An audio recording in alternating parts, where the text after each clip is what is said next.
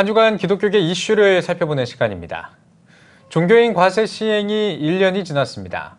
소득세에 대해서는 어느 정도 자리를 잡은 것 같은데 기독교계는 여전히 위헌을 주장하고 있고 또 한편에서는 퇴직금 과세를 축소한다는 결정에 반발하는 목소리도 들립니다. 오늘은 세금 문제를 먼저 다뤄보도록 하겠습니다. 네, 기독교연합신문 이현주 기자 나와 있습니다. 안녕하십니까? 종교인 과세 위헌 소송이 최근 각하 결정이 났죠? 네, 목회자 125명이 헌법재판소에 종교인 과세 소득세법 제21조 1항, 26 등의 위헌을 구하는 헌법소원을 냈지만 각하됐습니다. 네. 헌재는 지난 2일에 목회자들이 주장하는 기본권 침해는 인정할 수 없다면서 각하를 결정했는데요. 목회자들은 종교인 소득세의 과세 대상이 아닌 부분이 법률로 명확하게 정해지지 않았고 이러한 것들이 조세 법률주의에 위반된다. 그러니까 이것이 기본권을 침해하는 것이다. 이렇게 주장을 했습니다. 네. 나아가서 종교활동 자체를 과세 대상으로 삼았기 때문에 이거 자체가 종교의 자유를 침범하고 있다. 이런 논리로 위헌 소송을 제기했었습니다. 헌법재판소는 기본권 침해는 과세 처분이라는 구체적인 집행 행위를 통해서만 현실화되는데 아직 그런 직접적인 사례가 없다는 점을 주장을 했습니다. 그러니까 쉽게 설명하면 실제 세무관청 공무원이 재량권 행사, 세무조사 같은 걸 했다면 그것이 옳으냐 그르냐를 다툴 수가 있는데 그런 게 아직 없었기 때문에 뭐 판단하기 어렵다 이런 의견인 것 같습니다. 네, 그러니까 뭐 지금 시행되고 나서 아직까지는 기본권 침해한 어떤 사례가 없어서 이제 모호하다 이런 뜻인데 그럼 만약에 이제 앞으로 세무조사를 받는 교회가 나타났다. 그렇다면은 종교인 소득세 위헌 여부 판단을 뭐 다시 또 받을 수도 있다. 뭐 이런 식으로 해석을 해도 될까요? 네, 일단 헌재 결정문상에서는 그렇게 해석할 수 있는 여지를 충분히 남겨놨다고 보여지는데요. 뭐 매월 원천 징수를 하지 않는 목회자의 경우에는 5월에 한번 이렇게 종합소득세를 또 신고할 수도 있는데 종교활동비 일부에 대해서 세금을 내지 않거나 할 경우에 세무조사가 나올 수 있겠죠, 당연히. 그런 일이 발생할 경우에는 행정심판 청구와 위헌 제청을 다시 하겠다. 이것이 이번에 위헌 소송을 낸 목회자들의 입장입니다. 종교활동비 일부에 대해 세금을 내지 않는 경우에는 일부러 세금을 안 내는 게 아니라 현행 소득세법 그 과세에 이거는 세금을 내야 되는 항목, 이것은 안 내는 항목이다. 이런 구체적인 명시가 없다는 것이 목회자들의 주장입니다. 그렇기 때문에 이것을 우리가 정한 대로 그럼 내느냐 아니면 세무당국이 다시 나중에 정해줄 것이냐 이런 미묘한 입장 차이가 있는 거고요. 일단 목회자들은 우리는 종교활동에 썼으니까 못 내겠다 하는 부분이 분명히 발생할 수 있고요. 그럴 경우에 세무서에서 조사가 나와서 기본권이 침해받는다고 생각이 되면 위헌 청구를 다시 해서 법적으로 따지겠다 이런 입장입니다. 네. 종교인 과세가 시행된 지 1년이 지났는데 여전히 혼란스러워 보이기는 합니다. 퇴직금에 대한 소득세는 일단 정부가 양보를 해서 좀 완화됐다는 발표가 있는데 이것 역시 찬반 논란이 거세다고요. 네, 국회 기획재정위원회가 종교인 퇴직소득에 대한 항목을 신설하면서 종교인 퇴직금 과세 범위를 축소해주겠다 이제 이렇게 발표를 했습니다. 그동안 종교인 퇴직소득은 비종교인과 마찬가지로 퇴직하면 일시금에 대해서 이제 전체 세금이 부과가 됐는데요.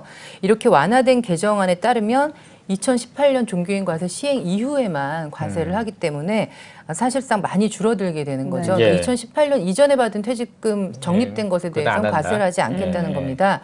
이렇게 되면 이제 좀 쉽게 설명을 하면 올해 퇴직하시는 분이 20년을 심우했다고 하면 작년 것까지는 없고 올해 1년에 대해서만 과세를 하기 때문에 사실상 애초에 시행했던 것보다 한 20분의 1 정도 줄어드는 효과가 나타난다고 볼 수 있습니다.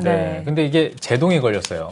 네, 의원 입법안이다 보니까 법제사법위원회에서 제동이 걸렸습니다. 지난 4일 법사위가 조세 형평에 어긋난다는 일부 의원들의 의견을 수렴해서 좀 더 추가 심사를 하겠다 이렇게 결정을 했습니다.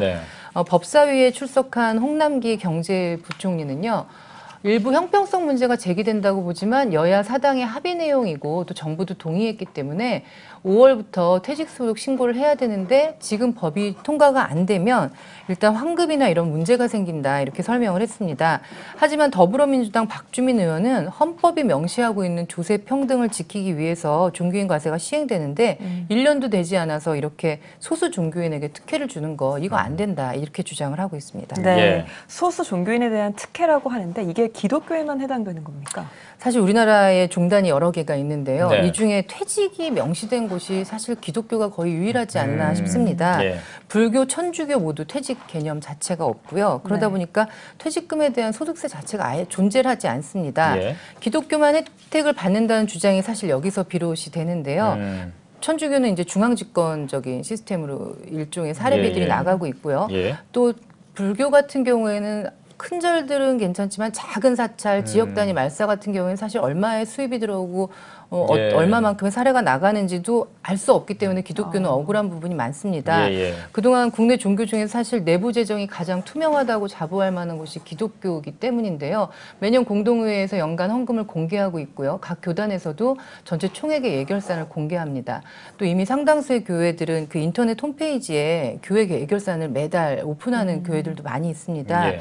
또 승려들은 급여가 없다고 하고 은퇴가 없다고 하지만 사찰의 시주가 얼마나 들어오는지 정확한 액수를 알 수도 없고요. 예. 또 불교의 경우는 문화재 관람료를 받으면서 막대한 수익도 나오고 있고 또 국고를 많이 지원받고 있기 때문에 단지 사례 정년이 없다는 이유로 사례비를 받지 않아서 소득세를 내지 않는 부분과 우리는 정직하게 내매도 불구하고 혜택을 받는다라고 하는 것이 어느 정도 기독교를 바라보는 왜곡된 시선이 아닌가 하는 생각이 듭니다. 네, 뭐 기독교계는 정부의 완화 정책이 뭐 당연하다는 입장을 보이고 있는데요. 오히려 이 형평에 어긋나는 부분을 바로잡은 거다 이런 주장을 하고 있기도 해요. 네, 맞습니다. 과거 공무원들의 경우에도 퇴직소득 과세 시행일 이후에 최초로 발생하는 소득부터 적용하지 않았냐 이제 이런 입장이고요. 예. 이렇게 기준일을 정하지 않으면 2017년에 퇴직한 사람과 목회자와 2018년 이후에 퇴직한 목회자 사이에 형평성의 문제가 심각하게 대두된다 이렇게 주장을 하고 있습니다. 예. 어떤 결정이 내릴지는 모르겠지만 5월에 종합소득세 마감까지 확정이 될지 한번 지켜봐야 될 것 같습니다. 네. 예. 이번에는 총신대학교 문제를 한번 짚어보겠습니다. 총신대가 총장 선출을 앞두고 있죠. 네, 예정대로라면 13일에 총장 선출을 하게 돼 있고요. 재단 이사회는 무조건 13일에 총장 뽑겠다 이렇게 밝혔습니다. 네. 그런데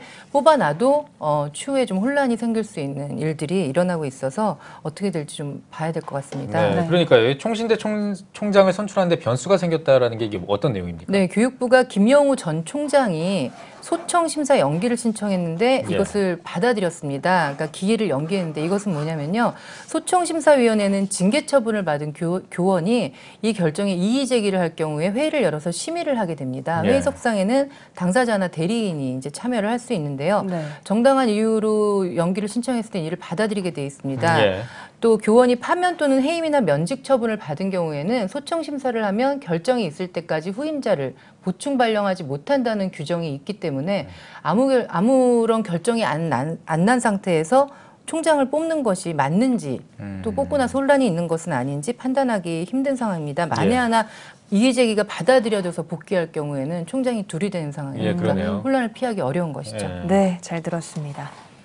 한국교회가 함께 고민해야 할 문제들이 참 많아 보입니다. 이현주 기자, 오늘은 여기까지 듣겠습니다. 수고하셨습니다.